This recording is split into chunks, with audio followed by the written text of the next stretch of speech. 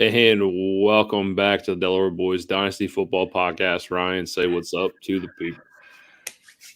What's going on, everybody? Welcome back to the show. Today, we're covering the combine, as you already see. I hope we all tuned in, but if you didn't, we're here to film what we didn't. That being said, we got risers, we got fallers, and most importantly, football season is officially started. This is the start for me, at least.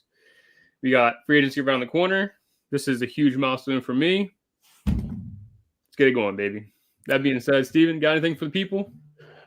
Well, I'm going to be honest with you. This is a real fun time of the year. This is when overreaction season comes into play. This is when rookie draft picks have their most value. This is a lot of fun. I can't wait to drop the first question we have in the podcast here. I'm going to hold it off for a second. I do want to talk about this, risers, fallers, and we have neutrals. There were guys that we had ranked pretty highly, and we are very high on their skill set. They went out there, they did what we needed them to do, and here we are. And so I just want to say that there are guys that stayed neutral for us just due to the fact that they are ballers, and they did what they needed to do. We'll get it. Let's knock those out first, Ryan. Who are some guys whose draft value didn't change at all? After the pre-combine or after the post-combine week, I guess like you look at it like the top guys. Obviously, I mean, Neighbors and Marvin Harrison did not, but you saw Neighbors. You saw Dunze go out there. He did his thing. I think he did what he needed to do to lock himself in as 3 in this class. So I think that's like the biggest neutral for me is he did not disappoint. He did what he needed to do and got out of there. Yeah. Obviously, you look at guys like Caleb, Jaden, Drake. Like, do you need them to throw? No, not really. No. Come on, guys. They're locked in, man. It would be fun though. I'm just saying, if we got these top quarterbacks, it would. But we didn't need them to throw at all. We really didn't. They're gonna throw at their pro day. They're gonna do that for you. They're gonna light it up. I will say though, Joe Milton, what a hell of a throw! That dude has a rocket launcher. That shit is nuts. Yeah, no, I saw that throw, that deep ball he threw. I always said he's got a mega arm. I just don't know what he can do with it. Mega arm. Lastly, do we need Brock Bowers? We saw the measurables. We know he's in the 99th percentile athletically for the tight end position. He came in, he's 6'4", he's 245. Like, you guys were talking about how he was standing next to Gronk and he looks like the IT guy. Come on, man. That dude's a stud. Absolute stud. Leave Brock alone, man. Yeah, leave Brock. He'll be his own. Don't worry. He'll be his own player. He doesn't need to be Gronk size to be a successful tight end in the league. Yeah. First off, I want to jump into this comment. Great comment here. My guys, I need your help. It's a 1 QB dynasty league. Do I trade Waddle for the 1-3 to try and grab a stud like Roma Dunze, or am I too sold on the hype right now? Again, this is what I wanted to bring up. This is the peak rookie season time. Yeah. I'll be honest with you. I do not think Roma Dunze is worth Jalen Waddle in Dynasty. Yeah. Period. I know you're talking about a wide receiver too, but you're also talking about a wide receiver too in Jalen Waddle.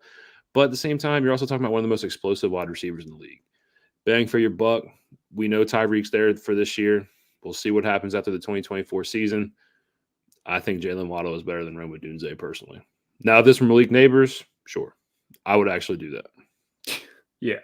No, pretty much. I'm with him. I think I hold Waddle here. I think the closer you get to Tyreek Hill retirement, the better and better that Waddle's going to get in Dynasty. I think this is also a huge opportunity for people that have high picks to move them for guaranteed players. A lot of people don't want to take the risk. I'm on the whole Jalen Waddle train. I know he had a disappointing season. He went from wide receiver 9 and plummeted all the way down to 34. But I expect him to bounce back from that. He's still a super athlete, and he's still in that Mike McDaniels offense that you love to see. I'm holding Waddle here. Yeah, absolutely. Yeah. Don't sell Waddle cheap. Please don't. Let's get into our biggest fallers. Let's start with the negative. Let's get the negative shit. Oh God. Biggest faller. You want to just knock out our dreaded one? It was my fringe RB1 and your RB1, Bucky Irving. Guys. Start out great. Yeah, let's talk about Bucky. Let's throw this out there. Obviously, tape is going to tell more than the peripheral workouts at the combine. Right. But Bucky already had the card stacked against him. He's a 5'10" running back. He comes in at under 195 pounds. On top of that, you understand this running back class isn't great necessarily to begin with.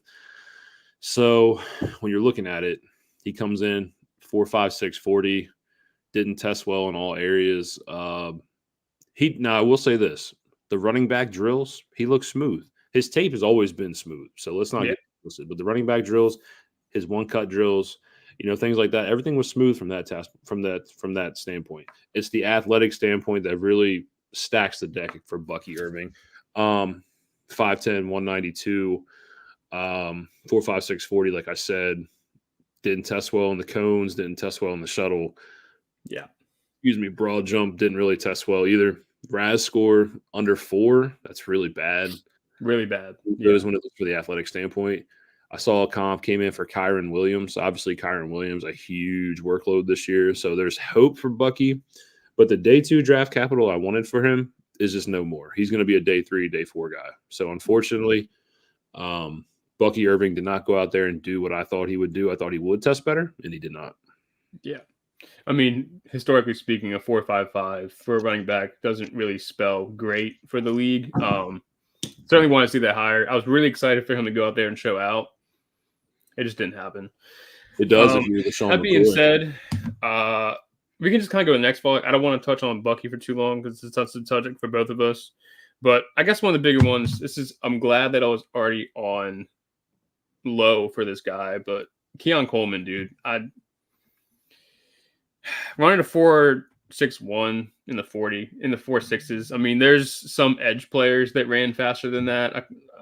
Who was it? Kendon Slovis ran a faster 40 time.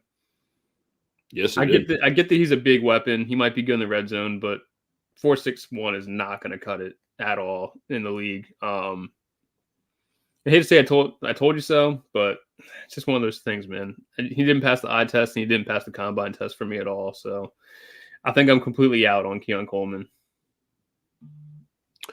I am also out on Keon Coleman. It's very bad when you have a 6'7" wide receiver playing alongside you in Johnny Wilson. Tests better than you in most strategical categories and areas. Yeah. Keon Coleman, his profile was something that is more of a head scratcher for us as well. Separation issues, we've noticed that separation issues in every area of the field. On top of that, you're talking about a contested catch rate god. That's what he is. Yeah, exactly. That's exactly what he is. And in the league, sometimes that doesn't transpire. It doesn't transpire. Look at N'Keal Harry. Look at Josh Doxson. Looks at a lot of Green Beckham. Right. All these guys are coming with high draft profiles. Then yes. Yeah. On top of that, the poor testing areas athletically just do not paint a picture that you want for this guy. It's unfortunate. It is unfortunate for him. Yeah. Again, another probably day 3, day 4 guy. He plummeted. I think he plummeted. If he had any hopes, he's down there now. He was never in my wide receiver 10. He was never a top 10 wide receiver for me. He's probably lower, like 17 now, 16, 17. I have to go back and add all this into it. But that's just my guess where I'm at right now. I never had him top 10.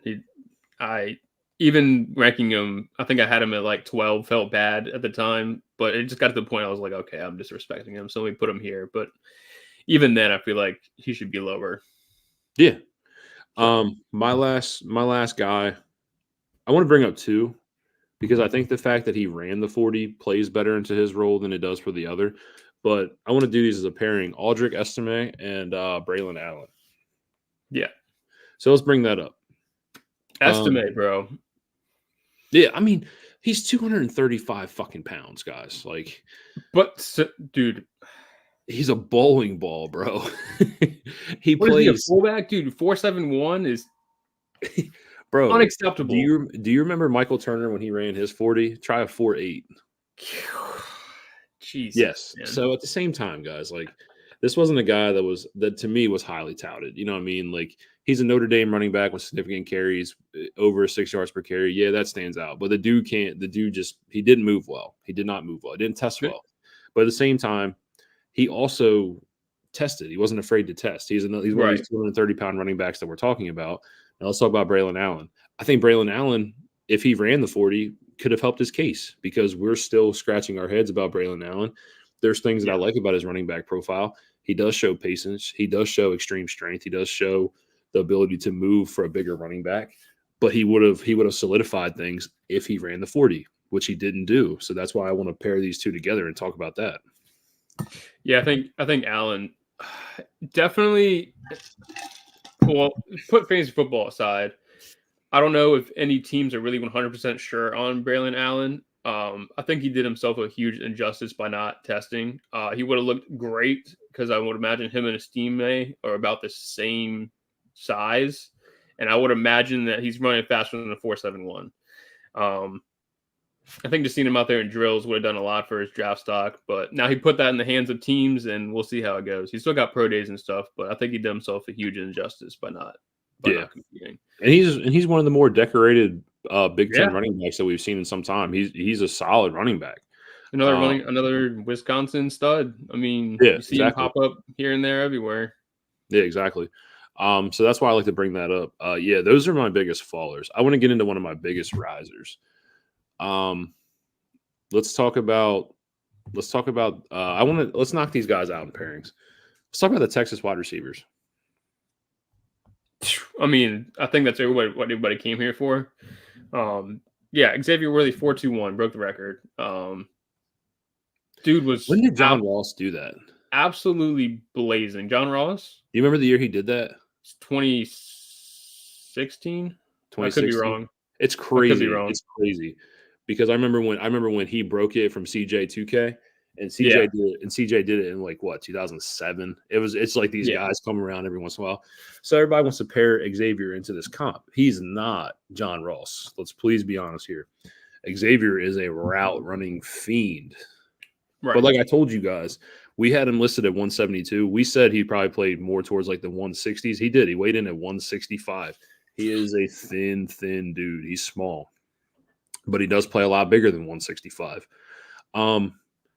So when you talk about Xavier, when he ran through his drills, elite in all areas, elite in every area. Obviously, the size is going to knock him in that standpoint, but everything you wanted to see, he did. He did better than what you expected.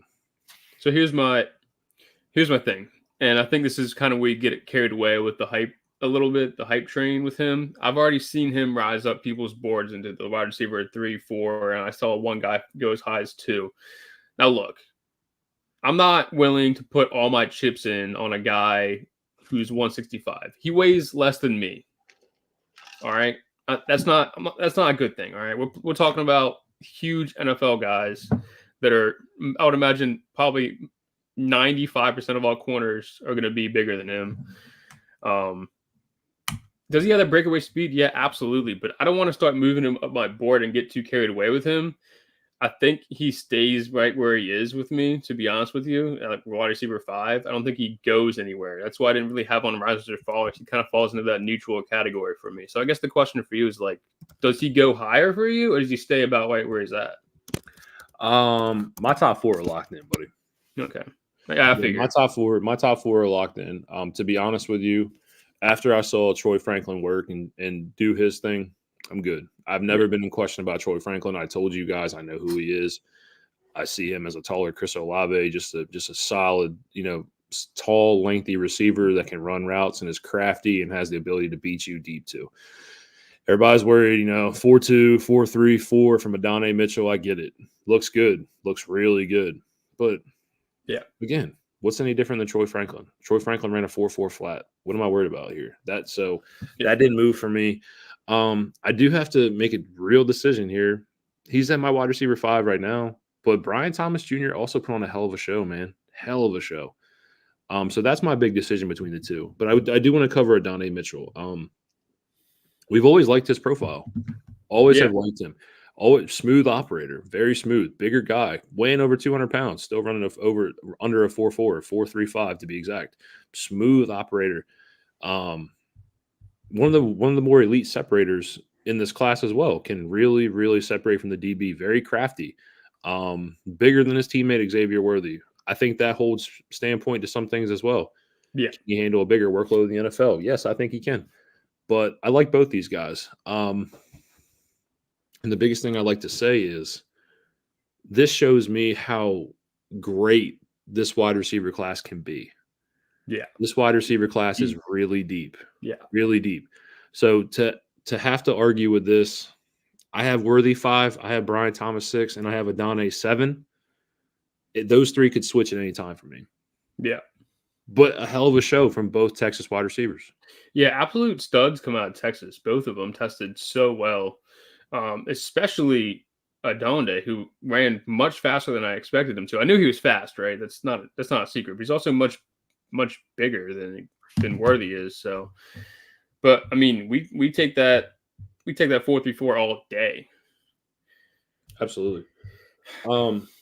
Let me run through my guy here, who, like, I mentioned him in the last podcast, and I said that I wanted to see how he looked in the combine before I put a stamp on him as, like, somebody I'm actually interested in.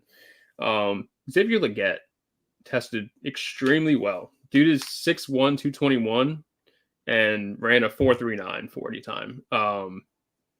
That's crazy. On top of that, with a 40-inch vert, dude's getting up there for contested catches. Now, I get that there's a huge difference between athletic profile and NFL skill, because he did take a long time. He broke out in his senior year, his 5th year senior year.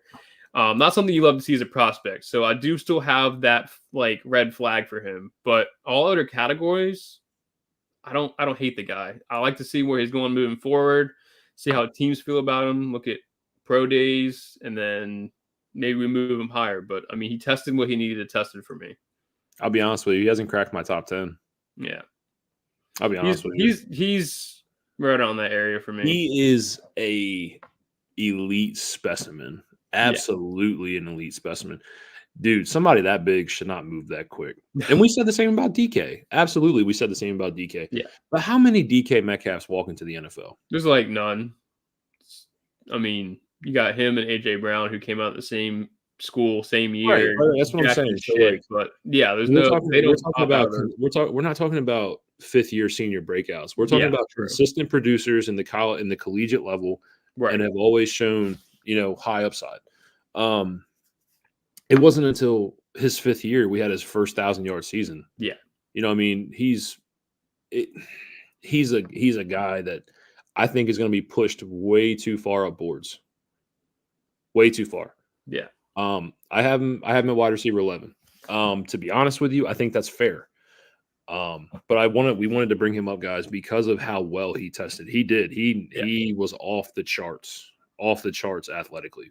Great. But he's the one that I have a question mark around. Yeah. Like I said, still has red flags, but you got to admit that combine for him, it could have gone disastrous the other way like it did for Keon Coleman, but he tested well. And it's nice that, like, I don't have to immediately write him off. Like, I could still go on with him. And if I'm wrong, then I'm wrong, but he's somebody that's on my radar. I'll say that. I'm going to talk about my new running back one. That'd be Mr. Trey Benson out of Florida State. Yeah. 6 foot, 216, ran a 4.39. Sweet. He's fast, boys. He's fast. Everything you wanted to see. He's here. Yeah. On top of the 4.39 NFL size, but go on. I also want to talk about how quick his stop start is in these running back drills. Yeah.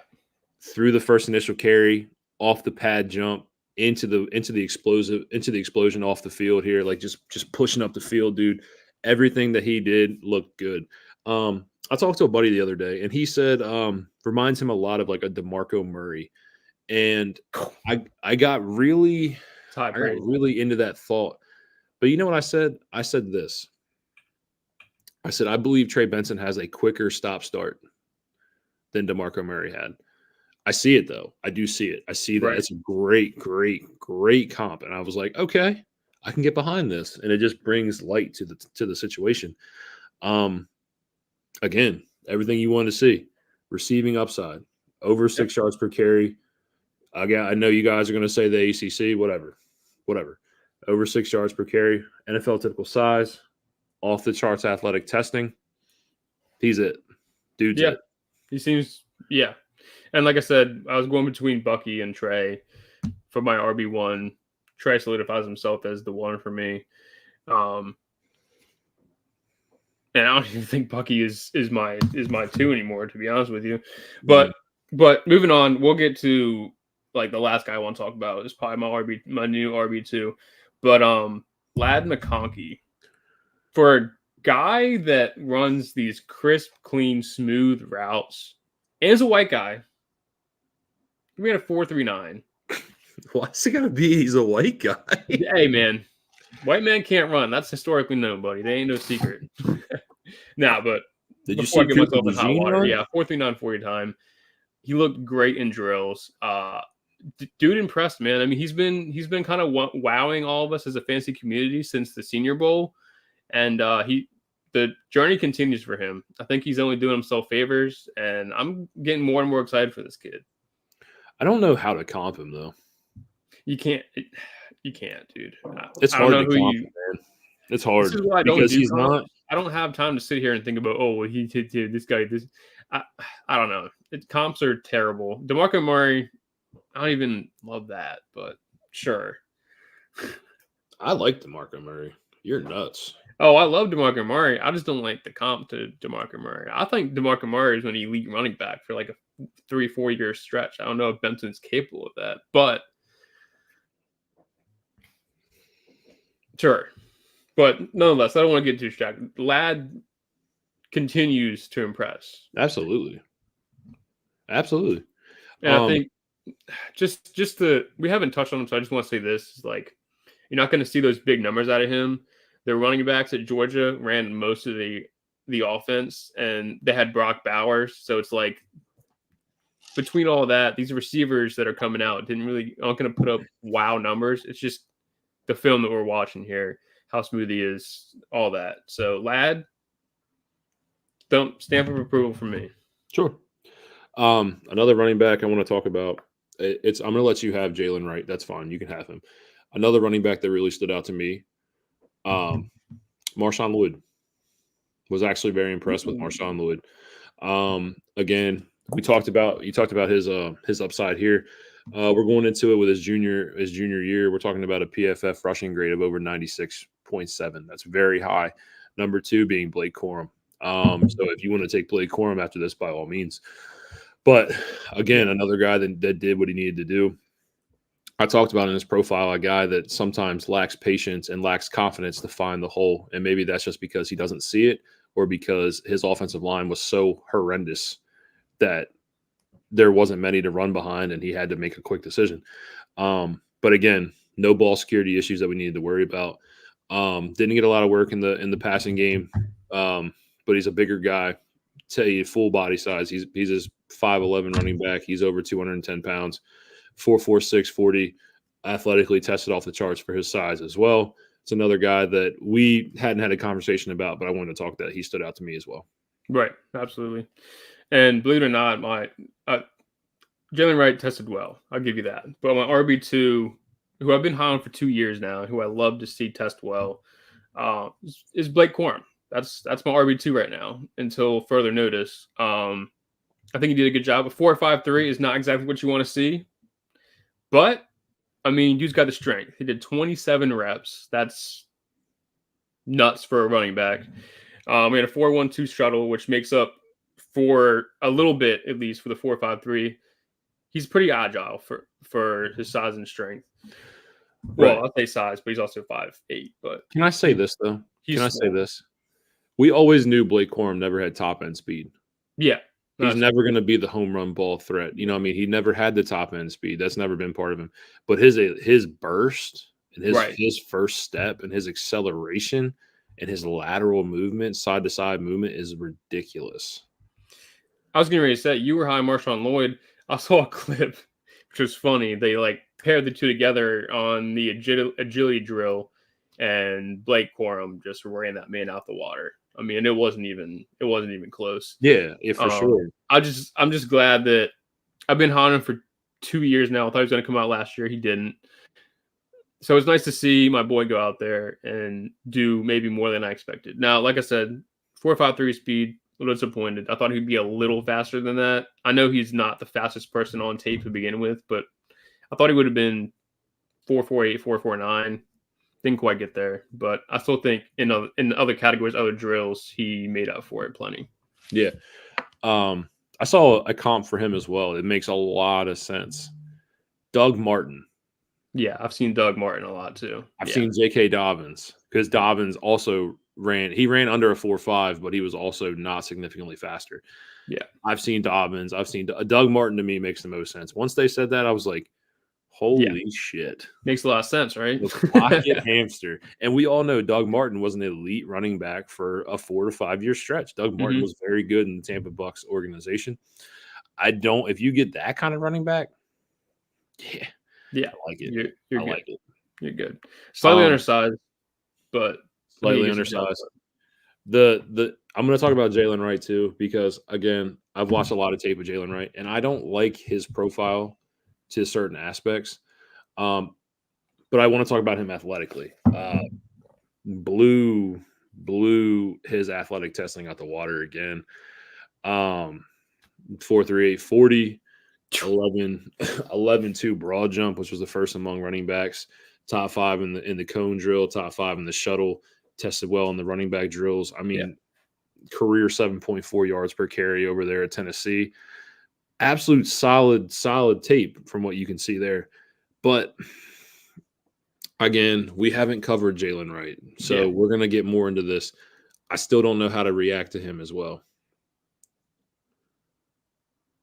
I had a question come in. Saw someone call Yeah, this comment makes most sense, but I'm going to answer this one right here. Okay. In my one QB Dynasty league, all I have is Jared Goff. He is great for now, but I also have the 1.5. I have to take Caleb, right? Yes, you do. Oh yeah, if the only thing you have is Jared Goff. I mean, what's the depth? The depth behind it. Obviously, you say Jared Goff, so not much. But yeah, you take a chance. You take a chance there because at the end of the day, please remember you're already going to lose the chance on Marvin, Malik, Rome, and most likely Brock Bowers in the top 4. Yeah. At that point, that's when you're considering Caleb is 1.5, 1.6, depending on if you have a wide receiver ranked higher. I don't personally in one QB leagues. It's those 4, then it's Caleb. So yes, Caleb's the right pick. Caleb for sure. Saw someone compare Jalen Wright to a blind Kamara. This is my point. So like we haven't got to his profile yet. Yeah. But please remember, I have never liked his vision. He does not see the field well at all. I was watching the Fantasy Island, the Sanctuary Island, dude, and there's clips that I have pulled up ready for Jalen Wright that are the same clips. I've seen this dude with a massive hole off the left guard. I've seen the left tackle pull. I've seen holes to the right side. I've seen holes strong side, holes weak side. I've seen counters. I've seen things like that. He doesn't see it well. But when he gets the ball in his hands, he is a home run threat. No question about it. But hey, I'm saying hit the holes or not, 7.2 yards per carry. It's fucking impressive. It is impressive, but I'm telling you, dude, you have to be able to see the field. No, but too. You're right. He does have flaws. I'm not going to sit here and tell you he's a perfect prospect. I don't think any of these running backs are, to be quite honest with you. But yeah.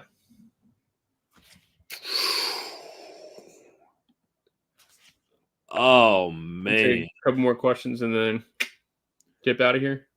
Yeah. All right. God damn, that's tough. I think they're neck and neck. Honestly, I think they're 8-9. I really do. I think 7, 8, 8, 9. However you want to pair it up. I'm gonna tell you right now. Call me biased. Call it what you want. I think I'm taking AR here. I'll say this. I also struggle with putting a lot of draft capital into a quarterback that I haven't seen yet. Now, it bit me in the ass with CJ Stroud last year, and I'm willing to take the L again. But I've seen Anthony Richardson. I've seen him go out there and put up 25, 30 points a game when he's active and rushing around like a maniac. I don't know if Caleb Williams is that guy or not that guy.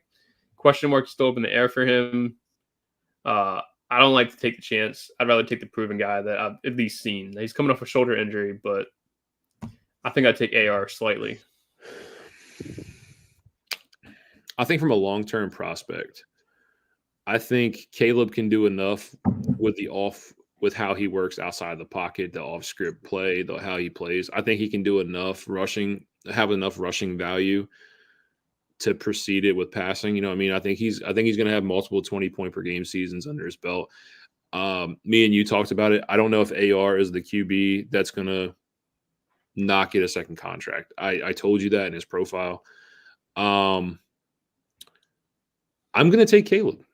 I'm going to take the better prospect on this one. But like I said, it's razor thin for me. But you hate Caleb. Tell the world you hate Caleb. I don't hate Caleb. I think he's a diva. I think he's tell the world why you hate Caleb, because Justin Fields should be in Chicago. We had an hour conversation about this. Tell the world you hate Caleb. Here's what I don't hate Caleb. I'm just saying I think it's the whole thing with here's my argument for it's dumb as hell for the Bears to trade Justin Fields to draft Caleb Williams. One, and the most important point, Bears have never been able to produce a quarterback.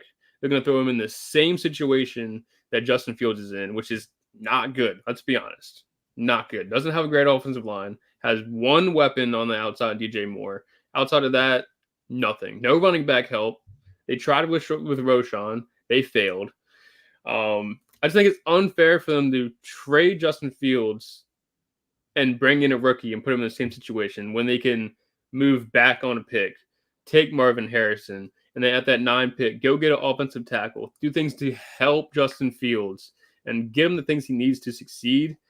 I think I get like your argument of resetting the market, but I think just maybe getting Justin Fields some help could actually do some things. The team's not good. I get that, the quarterback's captain of the team, but it's not always quarterback. It's not a winning stat. Quarterbacking is not a winning stat. You know what I mean? Right. I get that good ones win games, but he doesn't have anything on that team, man. I will say this. I just want to say this. In the Caleb perspective, you're gonna gain additional draft capital for Fields that you probably aren't gonna scream out to you, but at the same time, you're gonna add a weapon here. You have the 9th overall pick. You got additional draft capital in 2025. Again, you are one of the lower salary cap teams with a $30 million raise to the salary cap for next year. There's plenty of ways to build this team. Again, we have talked so much about this. When it comes time to franchise tag Justin Fields, is he a QB that you think you're ready to write a 1-year check for $35 million for? I can't answer that question. I'm going to say no. I know he's played with multiple coaching schemes. I know he's played under multiple offensive coordinators. I know he's had injuries. I know he showed promise at times, and I know he hasn't shown promise at times. I'll be honest with you. I have not answered that question. Am I willing to franchise tag Justin Fields? So if I it's a tough call, and I get if I can reset the bitch with Caleb, yes. Caleb's not even guaranteed. No prospect is guaranteed. He's a better prospect than Fields was coming out of college. I won't disagree with you there, but I just think it's. I mean, do you not at least agree with me that taking out Justin Fields, adding 2 seconds, and putting him in the same situation that he's in, does that do anything to help the situation? I mean, not really, because it's not a great situation. It's not ideal. But again, a lot of positives going into the year to help correct those issues. So I will say that. Hunter, thank you so much. Love the content. You guys helped me win my league last season. Man, we're here for it, baby. Love to hear that. Not sure if it's Dynasty or Redraft League that you're referring to, but whether it be Dynasty or Redraft, we appreciate the support, man. Ryan, we are working on our ADP article for the rookies here. We have more mock drafts coming. Yep. We have our rookie rankings going to be dropping soon. Then we're going to mix them in with our veterans, and then we have redraft coming out. We are going to be very busy, very, very busy. And I hope you guys are here for the ride. Yep. Can't wait to start covering free agency impacts. Free agency starts this month, baby. Then we got the draft. Brian, anything you want to say before we get out of here? Yeah, as always, first of all, Hunter, thanks for hanging out with us this whole time. We appreciate you, and I'm glad we could help you. That's why we do this, whether we help just one person and you or hundreds of people in the future. We're just glad to help one at a time. So appreciate your support. Thank you for believing in us and what we say. We put so much time and effort into this. Anybody who's out there watching, we appreciate you. And per usual, Steven thanks him, but I don't do it enough. Thank you, Alex. Thank you, Leo, for believing in us, giving us a platform, letting us do what we do. Yeah, I don't have anybody to thank this time. Sorry. Ryan did it every way. Yeah, guys, on that note, we have a short week this week. Unfortunately, it is my 4 to 12 week. We do have a podcast scheduled for you guys on Tuesday. So we will see you Tuesday night at 8:45 Eastern. And on that note, we are